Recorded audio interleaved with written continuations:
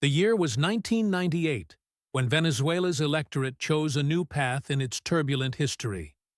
Across the nation, poverty was widespread, inflation was high, and confidence in traditional parties had collapsed.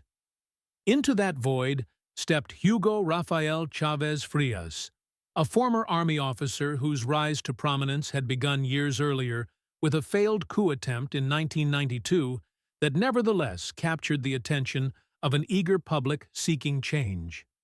In December, voters handed him the presidency with a decisive majority, ending decades of political dominance by the same familiar parties and ushering in an era defined by bold promises, radical reforms, and a vision of a new Venezuela that would break with the past and remake society in the name of social justice.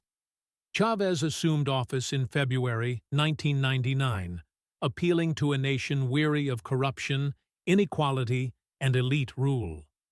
His campaign had been rooted in energetic rhetoric about empowering the poor, reducing corruption, and restoring dignity to millions who had felt excluded from political life. In mid-1999, he proposed a new constitution, a bold effort to reshape the Venezuelan state and consolidate the structural changes he had promised during the campaign. The referendum to convene a constituent assembly was met with overwhelming support, signaling that a majority of Venezuelans were ready for dramatic transformation. By the end of 1999, the new constitution was approved by popular vote, and it fundamentally altered Venezuelan politics. The name of the country became the Republic of Venezuela Bolivariana, reflecting Chávez's appeal to the legacy of Simón Bolívar.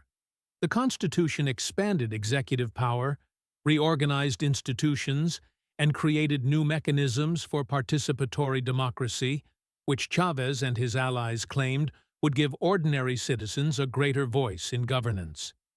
These changes were seen by supporters as a step toward greater equality, and by critics as a concentration of power. As 2000 dawned, Chávez stood on the brink of his first major electoral test under the new constitutional order. The presidential election of July 30, 2000 confirmed his hold on power, with a higher percentage of the vote than in 1998, and a political coalition that now dominated the legislature. For many Venezuelans, this was proof that the promised reforms had a mandate. For others, it raised questions about the balance of power and the future direction of the nation. Yet even as Chávez consolidated his position, his government faced immediate challenges, both political and economic, that would test the promise of a new Venezuela in ways few had anticipated. Chávez's vision for Venezuela was not limited to political reorganization alone. His government embarked on ambitious social programs aimed at reducing poverty and inequality in a country long marked by stark divides. Following years of economic stagnation, Chávez argued that the state had to play a central role in redistributing wealth and providing essential services. Key sectors such as healthcare, education, and housing became targets for investment and reform. Millions of Venezuelans, especially low-income communities, responded with enthusiasm to initiatives that promised a greater share of the nation's oil wealth. Central to the new political project was the concept of the Bolivarian Revolution, an ideological framework that drew on nationalistic pride, anti-elite sentiment, and an emphasis on social welfare. Chávez framed his policies as a reclaiming of Venezuela's destiny, a break from the corruption and inequality of the old order. This rhetoric resonated with many who felt left behind by decades of unfulfilled promises by more traditional parties. However, contention soon emerged from the opposite end of the political spectrum. Critics accused Chávez of centralizing power too aggressively, undermining checks and balances, and eroding democratic norms. In April 2002, just a few years into his presidency, Chávez was briefly ousted in a coup attempt that reflected deep divisions within the country. Although the coup collapsed after mass mobilizations by Chávez supporters and the intervention of loyal military units, the event underscored the intensity of political polarization and the stakes involved in Venezuela's transformation. Beyond politics, Venezuela's economy faced pressing challenges despite its vast oil resources. Chávez's government asserted control over key sectors, seeking to increase state revenue and reduce dependence on foreign corporations. While oil prices would later surge and provide a financial cushion, the immediate economic environment remained volatile and vulnerable to shifts in global markets. By the early 2000s, Chávez had consolidated his coalition and strengthened his political apparatus. Reforms to the Constitution allowed for the re-election of the president, and subsequent victories in legislative and presidential races reinforced his position.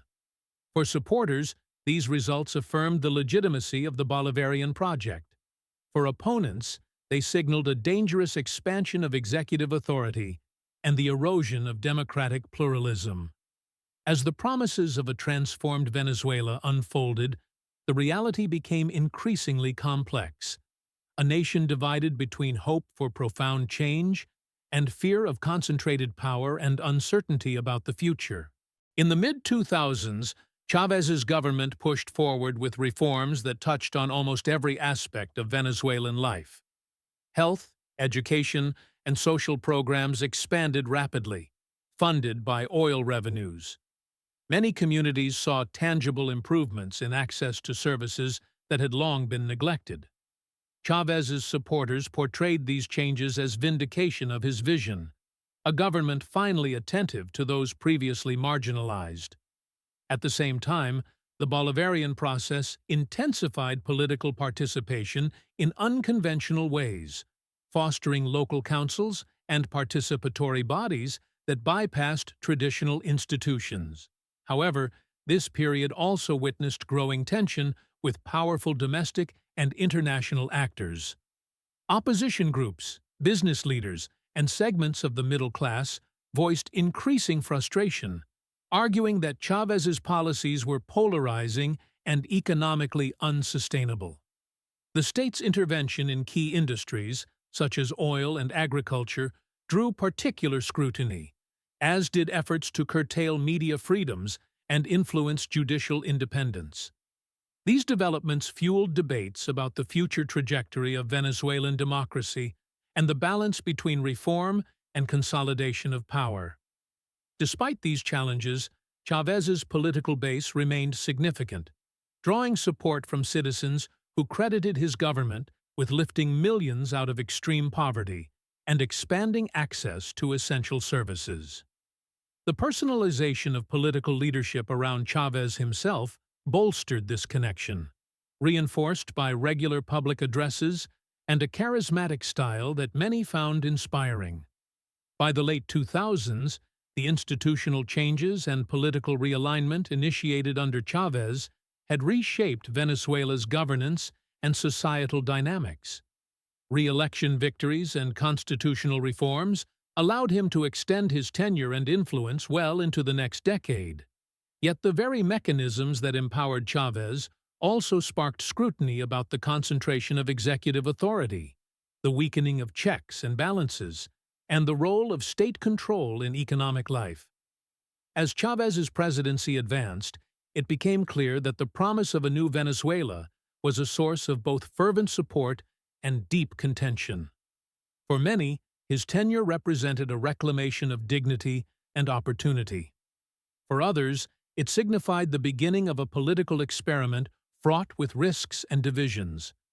This dual legacy would echo long after Chávez's death, shaping not only the nation's political landscape, but also the broader debate about governance, equity, and power. But the story of Venezuela did not end there. It was only beginning to enter its most tumultuous chapters, where the promise of Chávez would be tested by forces both internal and external.